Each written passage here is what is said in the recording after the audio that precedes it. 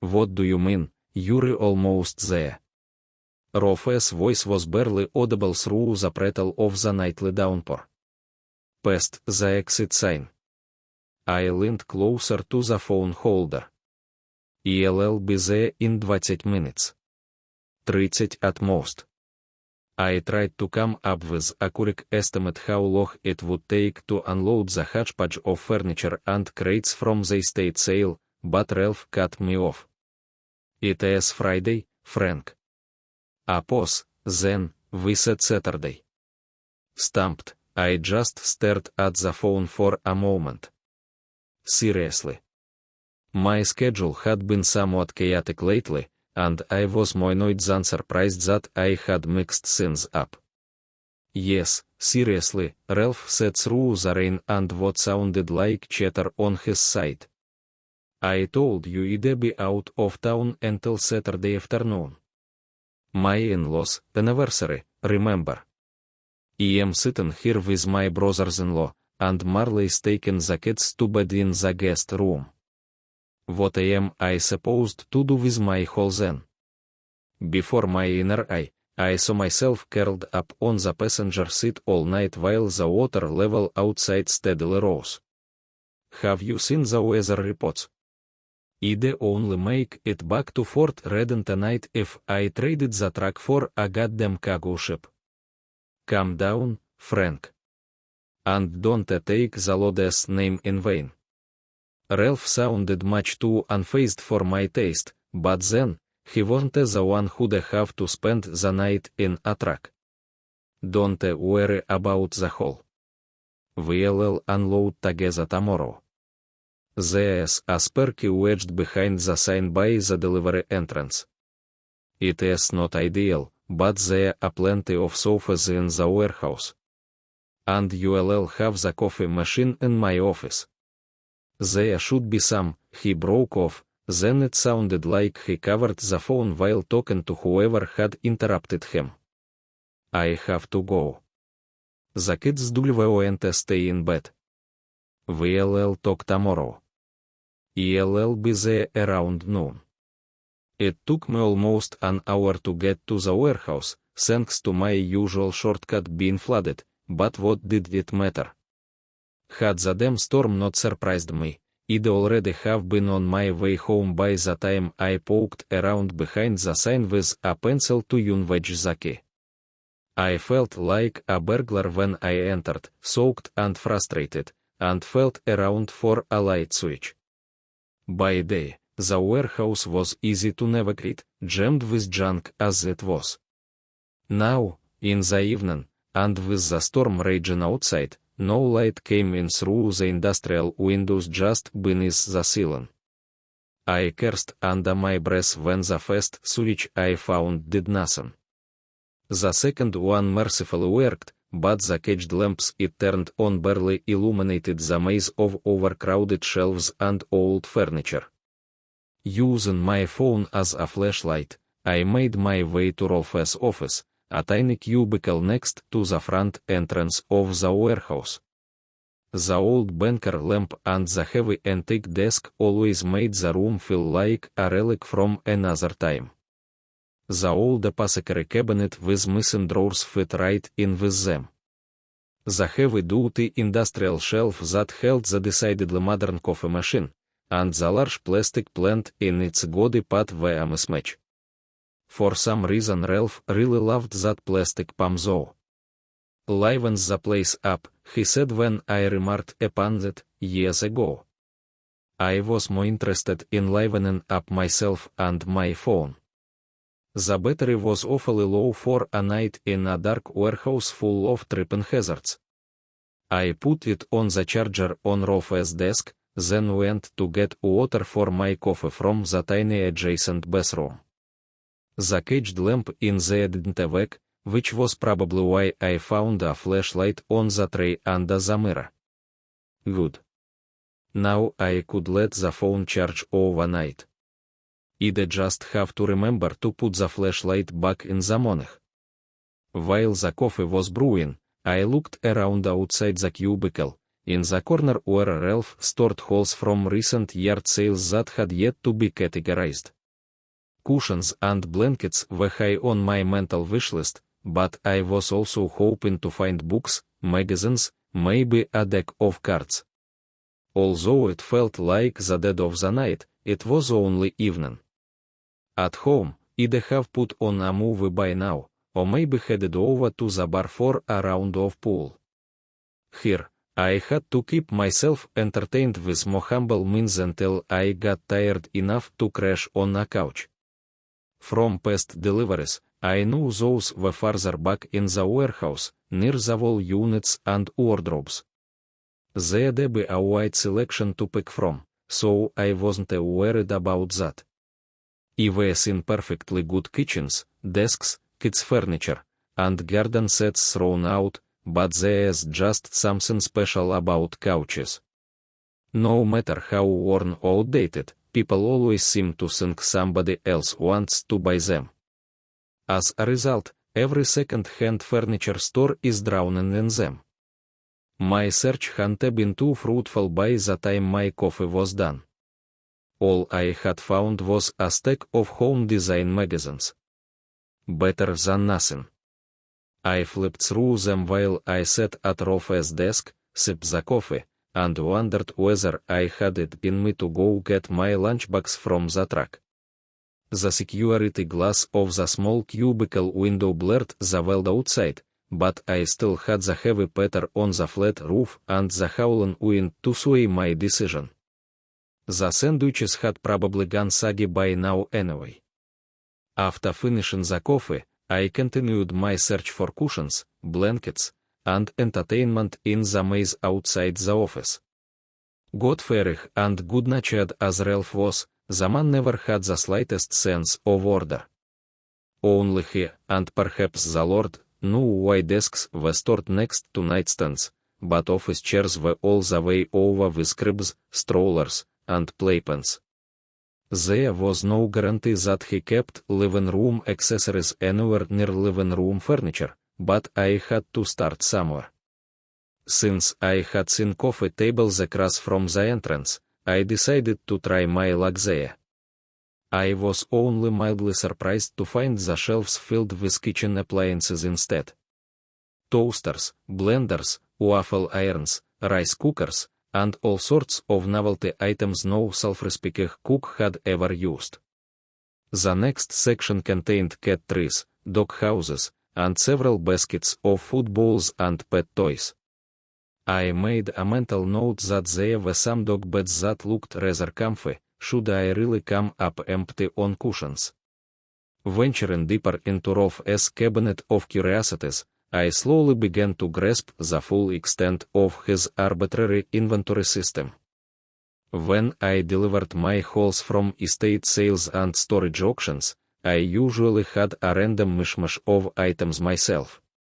It never struck me as odd when we carried things to different sections all across the warehouse. However, I had never tried to find something specific in this world of clutter. The longer I looked around, the more I came to believe that it was straight up impossible. I found everything except what I was looking for. An entire shelf of gaudy cuckoo clocks. A birdhouse made to look like a tiny church that would probably be the showstopper at Rofe's next charity auction. Several boxes of assorted magazines from the 70s. An antique sewing machine that might actually be worth something to collectors. An almost man-high cross with a much too detailed statue of Jesus. When a flash of lightning illuminated the warehouse, and his pallid wooden visage, it looked like the damn thing was weeping for a split second. Startled by that and the rolling thunder, I retreated to a different aisle. Still no cushions or blankets, but the first thing the beam of my flashlight fell on was a crate of vinyls. That sure made up for the scare.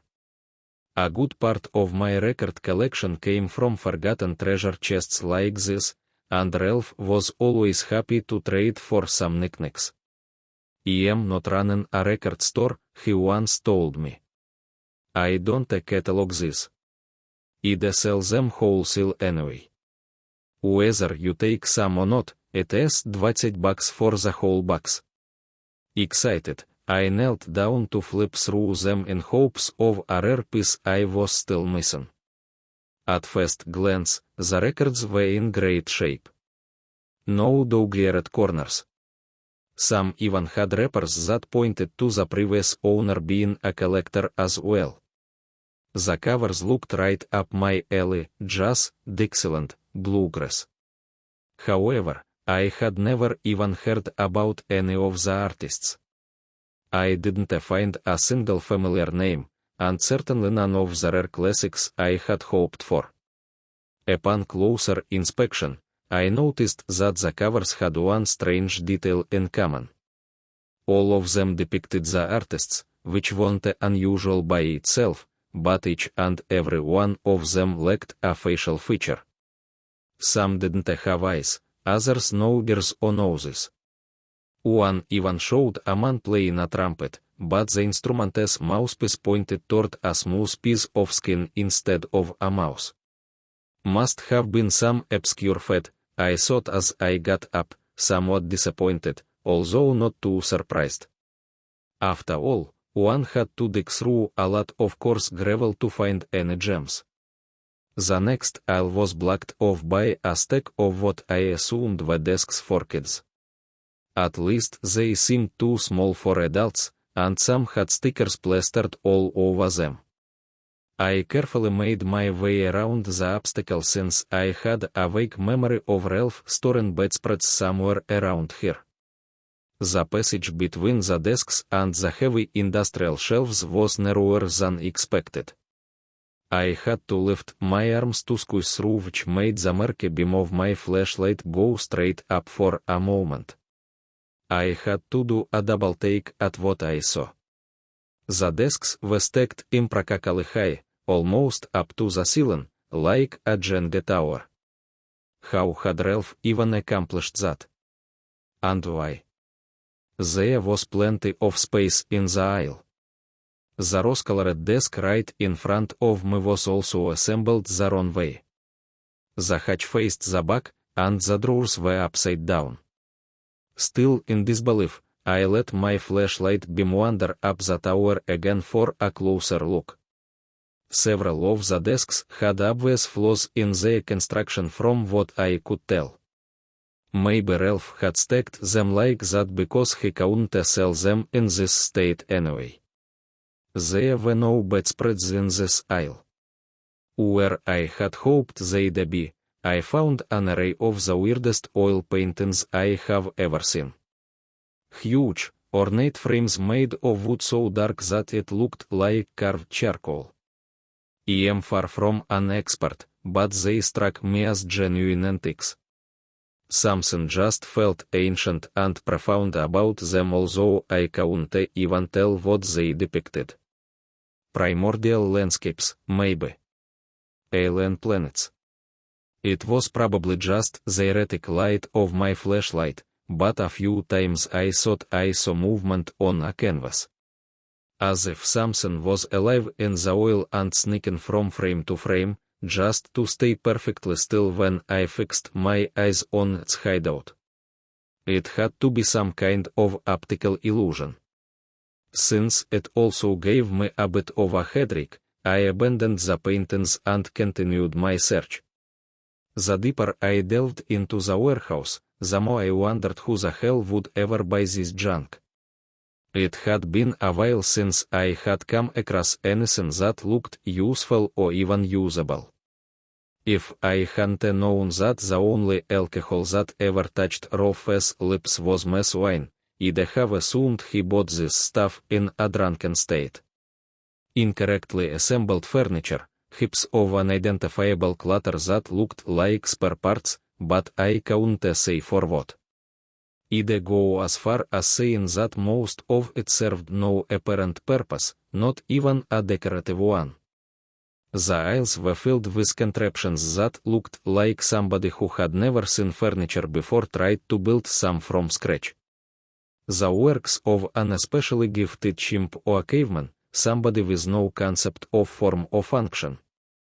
My mind tried to come up with something, anything, these objects could be used for, but to no avail. Who in the world needed an end table that was just a slanted round plate with two legs?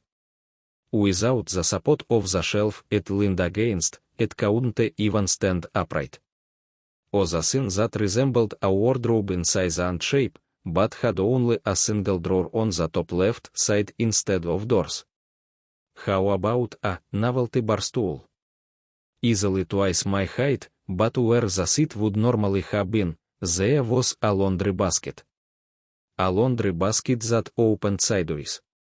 None of these items made sense, and my question shifted from, who the hell would buy this, to, who the hell makes these things in the first place?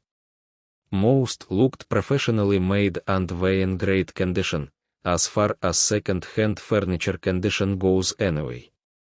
Just none of it was really furniture. The one exception, kind of, were the religious items. At least that is what I thought they were. They were scattered across different shelves, yet stood out between the blend gizmos with the rich colors and intricate ornamentation. I had no idea what exactly they might be used for either, but their religious nature seemed obvious. Maybe some obscure denomination displayed these things in their churches. Or they were just religious and sought after by staunchly devout collectors. When I spotted the first one, I took a closer look because it seemed strange that Ralph would have left something like this on a random shelf. It was a round polished gemstone, almost like a fortune teller's crystal ball, encased in a web-like metal fixture on a weirdly iridescent black stone slab. There was writing engraved in both the metal and the stone, but I couldn't even make a guess what script it might be. Something about it made me uncomfortable though. It felt as if being close to it was sacrilegious somehow, so I quickly put it back. When I moved on, I kept a distance whenever I spotted a similar item. By the time I decided to make my way to the sofas, I hadn't seen anything I could identify with certainty for a while. Chairs with another set of four legs protruding from the backrest. Random arrangements of drawers without any casing. Doghouses with three gabled roofs stacked on top and way too many holders for bowls, but no opening. The list of absurd contraptions went on and on. To be frank, it was quite unsettling to wander around in what felt like an alien art installation. I had long given up on blankets and cushions, but I slowly began to worry if I'd ever find a sofa to crash on. In the past, I had delivered plenty of sofas to Ralph and helped him carry them in. I was pretty sure I knew where they were stored, but nothing on my way there looked familiar. I should have passed through the appliances section already. Fridges, tumblers, washing machines, bulky, typically white, had to overlook even in the dark. Yet I hadn't seen any of it. Maybe it was the eerie atmosphere, but I got the sneaking suspicion that the warehouse was much larger than I had thought. It certainly felt like I should have been able to see the far end, but when I pointed my flashlight forward, there was no wall, only murky darkness. I can't describe the relief I felt when I finally spotted a sofa a short distance ahead. Between the tall shelves, the junction almost looked like a clearing. A reprieve of relative familiarity in a forest of uncanny absurdities. The sofa wasn't quite right, the legs were askew, raising the left side higher than the right one, but it was close enough to a normal, functional piece of furniture. It had seen better days for sure. The pale blue upholstery was worn out and faded, the once golden threads of the damask pattern stuck up like weeds in some spots. When I sat down, the antique springs creaked and groaned, and I knew it wouldn't be a comfortable night by any means. The cushions were stiff and had little give, as is the case with so many old sofas. Still, it was better than the alternative, venturing farther into the thicket of useless junk on the off chance that the sofa section was still somewhere in the back. So I made myself comfortable, as much as one could on that creaky old thing. With the steady rhythm of the rain on the roof, I had lost all sense of time. I figured I must have wandered around for much longer than seemed possible in the warehouse. At least my feet felt as if I had walked for hours when I sat down. Once the weather calmed down, or at least daylight fell through the windows in the morning, those notions would seem silly to me, I assumed. For the moment, I was just glad to have found a spot for the night though. I put my flashlight on the table-like thing in front of the sofa, intending to stretch out and try to get some sleep. However, in doing so, I pointed the light cone at something I hadn't noticed before, a tape player. Nothing ambiguous or weirdly misshapen about it, just old and bulky like electronics in the 70s used to be. To this day, I am not sure why I pressed the play button that night. Maybe I didn't have a reason beyond, well, that is just what one does with tape players. I just know that I immediately regretted it. Decades old and covered in dust, nothing about the tape player looked like it might still be functional, but it was. As soon as the reels began to move under the plastic cover, the speaker unleashed the most unsettling cacophony I have ever heard. A scrunching, as if TV static was made of coarse sand, mixed with screeching and growling that seemed to come from above.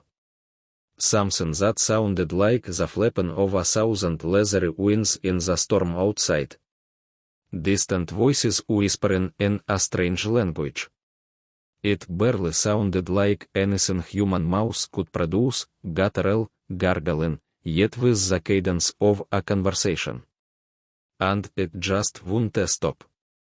No, the maddening noise grew louder and louder as I frantically pressed the tape player's buttons. The whispers swelled, became chants and shrill screams, and one voice cut through it all in a tone that made me think of a general barking orders to his soldiers. The flapping and rushing sounded closer, and I even thought to hear footsteps between the shelves, lots of them, marching in step. Hell, it felt like the concrete floor vibrated under the boots of an otherworldly army as it headed toward my position from the darkest depths of the night. In my panic, I tried every button, again and again, to no avail. I turned the player upside down, initially to tear out the power cord, but found only a crusty battery compartment on the underside.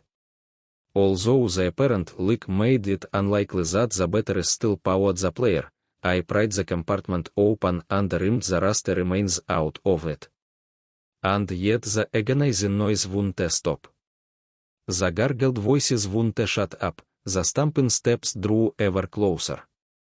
And the goddamn, forsaken scrunching could as well have been the sound of my sanity crumbling away. Not knowing what to do, I smashed the damn tape player onto the floor and stamped on it. The cursed noise kept coming, undeterred. As a last resort, I kicked the damaged player as hard as I could. I heard it crash against a shelf or a wall, but again, to no avail. The cacophony of terror continued. I couldn't see the player, or what was left of it, anymore, but that was the least of my worries. Even if I retrieved the remains, what could I possibly do to it that I hadn't tried? No, I had to get away from the source of the sounds.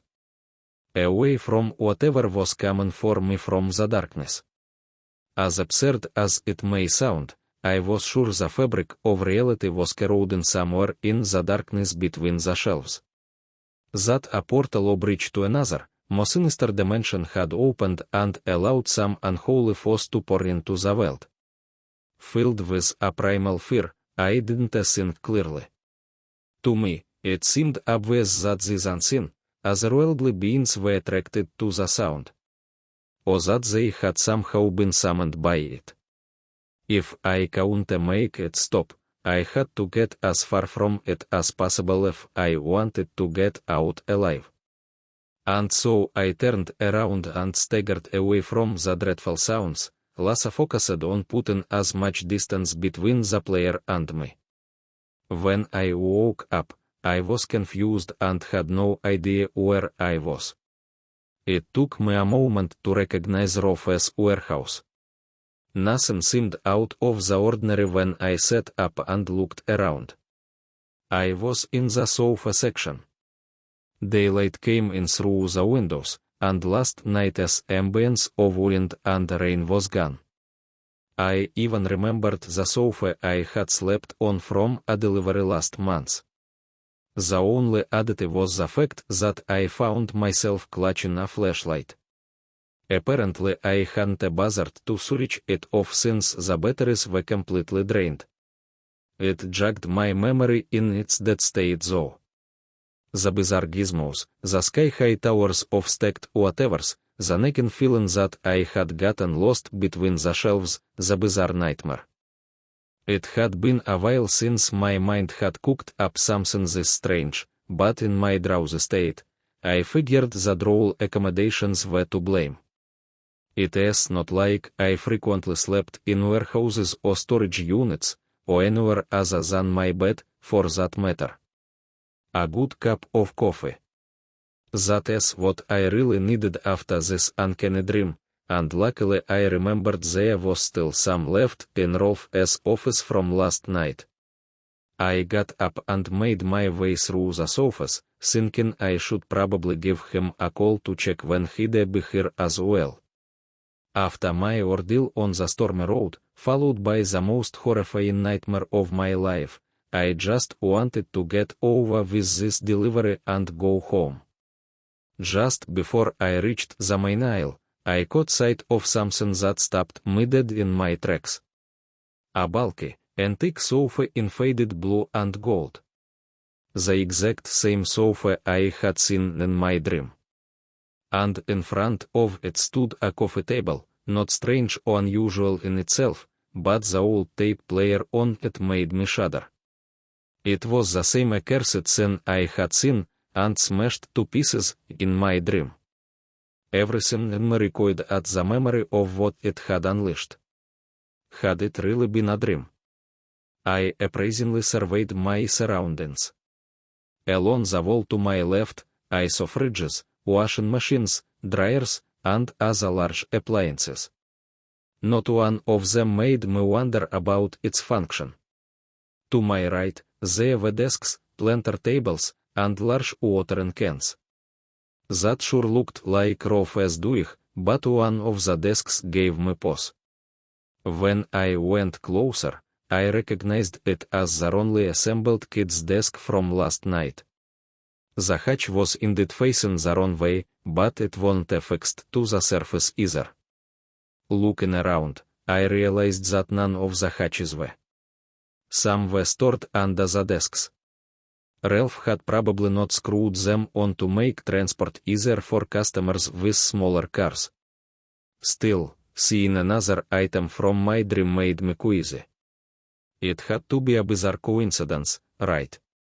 My sleepy brain had just spun some crazy yarn from things I had seen on previous visits.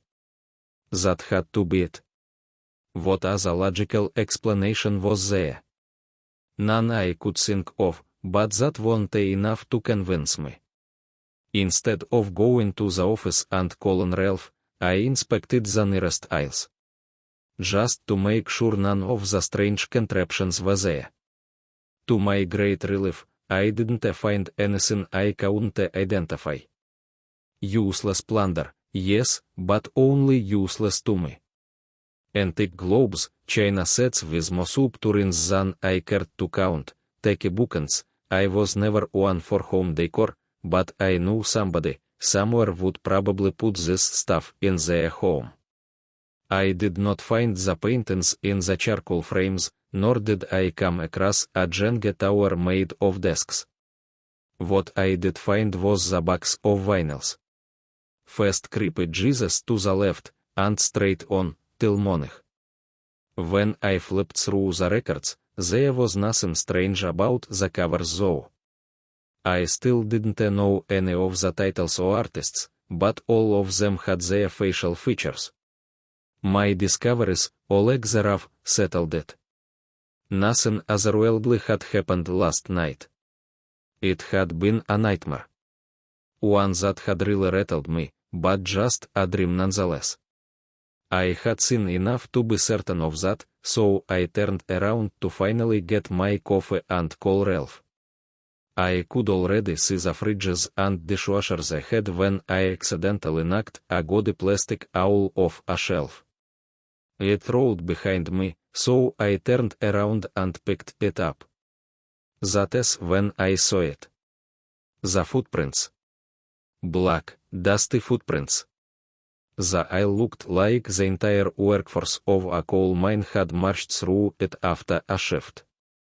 For a long moment, I just stared at the prints while 1,000 thoughts raced through my mind. Had it been like this the night before? I hadn't paid attention to the floor. It had been too dark to tell anyway. I didn't even know if I had been in this particular aisle. After placing the owl back on the shelf, my eyes were drawn to the footprints again. Was there any rational explanation? Maybe there had really been a group of coal miners looking for some new furniture the day before. I wanted to believe that, but I didn't. In the end, my morbid curiosity won. I went back to the faded blue sofa. To the tape player. And after some hesitation, I pressed the play button with the same vigor and enthusiasm a kid would display when poking a dead animal with a stick.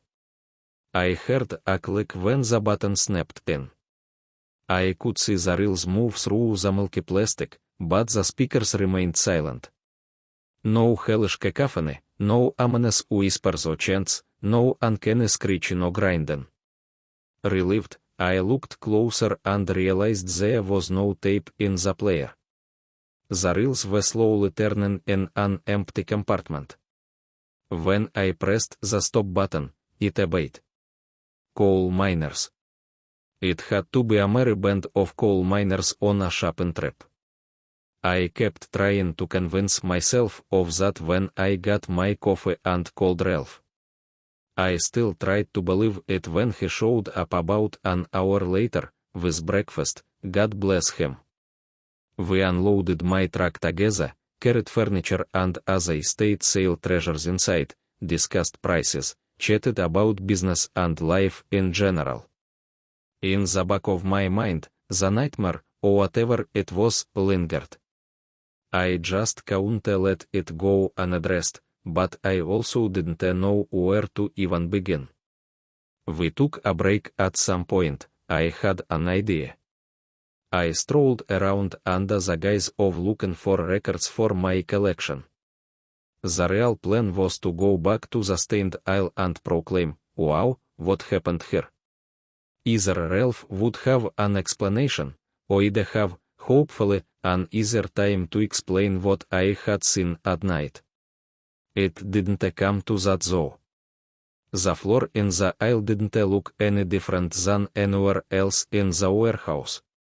No black dust, no footprints, only the gaudy owl to confirm I was in the right aisle. Confused, I returned from my search for vinyls, and only said there hadn't been any worthwhile records in the box I found when Ralph asked. We continued our walk, but my mind raced. How could that be? I had seen the footprints in broad daylight. I twisted and turned every thought, every possibility, but none of the half-baked conclusions I came up with satisfied me. As much as I wanted to believe it, I count a brush of the footprints as a product of my imagination. I knew I had really seen them. I knew something had happened that night. And I also knew nobody would ever believe me. When we carried a set of living chairs into the warehouse, the last items I had in my truck, we inevitably passed the antique sofa and the player. I couldn't just leave it here. Ralph might test it at some point and end up unleashing the same otherworldly horrors I had encountered. I wouldn't wish that upon my worst enemy, and certainly not an old friend. "Hey, I found that player last night," I said as casually as I could muster. Figured I'd try to fix it up to pass time, but with the battery leak, it is probably beyond repair. Get rid of the devilish machine, I wanted to add, but speaking of the devil typically didn't go over well with Ralph. He paused and looked around, then shrugged when his eyes found the player. "Bet you got it from the box by the door." I nodded. "That is my haul from last weekend. I didn't get around to checking anything yet, but you know how it goes. Flea market electronics are always a gamble. I'll drive by the landfill on my way home anyway," I said and nodded in the direction of the electronics section where we had discovered a damaged fridge earlier. "If you want, I can get rid of the broken stuff. I owe you one for not letting me sleep in the truck." "Much appreciated." Ralph wiped the sweat from his forehead, then signaled me to heave up the heavy upholstered chair we were carrying again. "Oh, and next time if there's a storm warning in the forecast, give me a call before you hit the road, will you?" "You bet I will. I'll check my planner double and triple from now on." We left, put the chair where it belonged, then loaded my truck with the items for the landfill. I made my stop there on the way home, but I didn't give the tape player to the landfill worker. It just didn't feel right to just leave the thing in the hands of an unknown stranger, even if he'd probably throw it into an industrial trash compactor right away. Instead, I made a small detour to a roadside diner that had gone out of business years ago. The construction of a newer, larger road in the area had deprived it of its last handful of regular patrons, one of which had been me. Now it was so out of the way that not even vagrants went there anymore. Behind the abandoned building, I smashed the damn player to the ground, stamped on it, then gathered up the remains and put them in the nearest dumpster. Maybe I was just paranoid, but I knew I'd rest easier knowing that nobody would stumble upon this damned thing again.